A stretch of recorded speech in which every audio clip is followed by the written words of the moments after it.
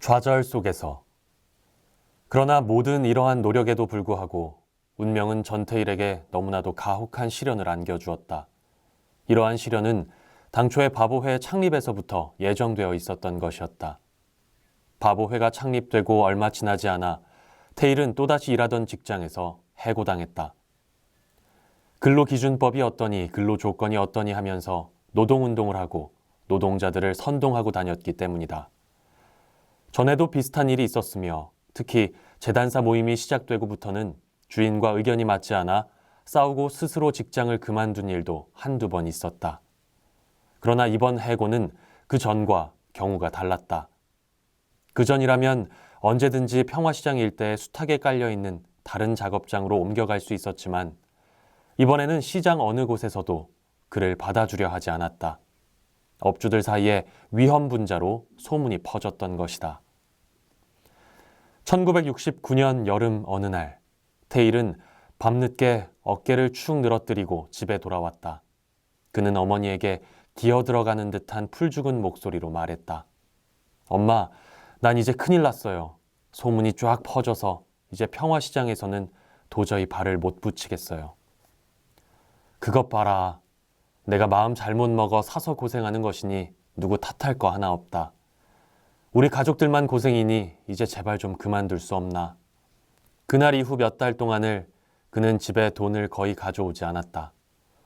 직장에 다닐 동안에도 월급 탄 돈을 친구들 모임의 찻값이나 병든 여공들 치료비로 써버리곤 했지만 그래도 다달이 1만 원 정도의 돈은 꼬박꼬박 집에 들여놓았는데 이제는 돈을 들여오기는커녕 이 명목 저 명목으로 어머니에게서 한 푼씩 두 푼씩 애걸하다시피 하여 돈을 타가는 일이 많았다.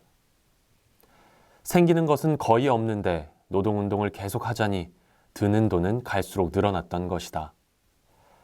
물론 태일이도 해고당하였다고 해서 전혀 돈벌이를 안 하고 놀았던 것은 아니었다. 구로동, 남대문, 동대문, 그 밖에도 평화시장이 아닌 곳으로서 피복계통의 일자리가 있는 모든 곳을 전전하면서 며칠씩 재단일, 미싱일, 심지어 시다가 하는 일까지 하면서 돈을 마련하곤 했다. 그러나 그것은 어디까지나 임시의 일이었으며 그런 일거리가 그리 자주 얻어 걸리는 것도 아니었다. 분더러 일단 평화시장에서 노동운동을 하기로 작정한 이상 평화시장을 오래 비워둘 수는 없었다. 그는 일이 없을 때는 매일같이 평화시장을 돌아다니며 노동자들을 만나거나 아니면 각 작업장의 노동 실태에 관한 자료를 조사, 수집하였고 다른 곳에서 일거리가 있는 동안에도 그의 마음은 노상 평화시장에 있었다. 그러자니 그렇게 틈틈이 버는 돈으로는 집안 생계에 보태기는커녕 바보회 일에 드는 비용도 충당할 수 없었다. 결국 그 자신이 직접 동네 사람들을 찾아다니거나 아니면 어머니에게 부탁하거나 하여 빚을 끌어들이는 수밖에 없었다. 가난한 동네에서 빚을 얻자니 일수돈이니 달러돈이니 하는 고리채밖에 없었고 이렇게 하여 태일이 끌어쓴 빚은 1970년 봄경에는 원리 합계가 10만 원 남짓 되었다. 동생들이 자라 학교에 갈 나이였지만 가장격인 태일은 그들에게 아무 도움도 줄 수 없었다. 그 자신이 배우지 못한 서름을 누구보다도 뼈저리게 겪었기 때문에 밥 굶는 것은 참을 수 있어도 이것만은 참기 어려운 일이었다.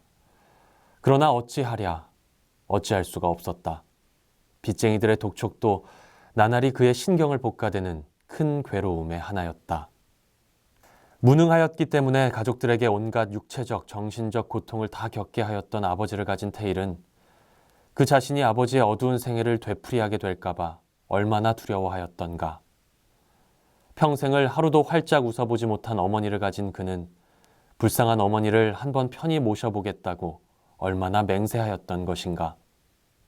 그러나 그는 지금 어머니를 편히 모시기는커녕 그가 있음으로 해서 가족들에게 괴로움만 끼치고 있었다. 가족들에 대한 죄책감 못지않게 아니 그 이상으로 그를 괴롭힌 것은 바보회 일이었다. 앞서도 말했듯이 원래 바보회 회원이 된 사람들의 대부분은 직장을 옮기려고 임시로 쉬고 있던 사람들이었다. 말하자면 노동운동 같은 엄청난 일에 관심을 가졌던 것이 아니라 쉬고 있는 동안 따로 재미있는 일도 없고 하니 친구들 만나는 자리에 나가 소일도 하고 취직 자리에 대한 정보도 들어보고 할 심산으로 모인 사람들이었다. 물론 그 중에는 시간이 감에 따라 테일의 영향을 받아 노동운동에 상당히 열의를 가지게 된 사람도 있었다. 그러나 대부분은 새로 직장을 구하여 일을 다니게 되면 바보회 모임에 거의 나오지 않았다. 게다가 1969년 초가을경에는 회원 중에서 비교적 열의가 있었던 두세 사람이 군대에 입대하였다. 그런저런 사정으로 바보회는 창립총회 이후로 한 번도 모임다운 모임을 가져보지 못했다. 일껏 모이자고 연락을 해도 네댓 명이 모이기 일쑤였고 어떤 때는 아무도 안 나와 테일이 혼자 기다리다 가는 일까지 있었다. 이러한 현상은 특히 바보회가 평화시장 노동자들에게 노동 조건에 관한 실태조사용 설문지를 돌린 이후로 더욱 심해져서 나중에는 사실상 바보회가 해체되기에까지 이른다. 자세한 날짜를 알 수는 없으나 대체로 1969년 8월에서 9월경이라고 짐작된다. 테일은 어느 바짓집에서 닷새 동안 일을 해주고 받은 임금으로 노동실태조사용 설문지 300매를 인쇄했다. 바보회 회원 서너 명이 그것을 평화시장 노동자들에게 돌렸다. 업주들이 눈치채지 않도록 비밀리에 하느라고 믿을 만한 미싱사나 재단사들을 접촉하여 주인이 자리를 비운 시간을 이용해서 작업장 안의 다른 노동자들에게도 돌리도록 했다. 그런데 그렇게 조심을 하느라고 했건만 처음 해보는 일이라 서툴러서 그랬던지 곳곳에서 업주들에게 발각이 되어 빼앗기거나 찢기는 일이 생겼다. 그리하여 그때까지 돌린 설문지 100여 매 중에서 제대로 거친 것은 불과 30매 정도였고 나머지 200매 가까이는 아예 돌리지도 못했다. 평화시장 주식회사에서는 난리가 났고 결국 바보회 회원들만 피해를 보았다. 전태일은 이 일로 인하여 더욱더 평화시장 일대에서 발을 못 붙이게 되었다. 또 바보회 회원들은 더 이상 바보회 일에 개입하다가는 업주들에게 미움을 사서 언제 쫓겨나게 될지 모른다는 불안에 쌓였다.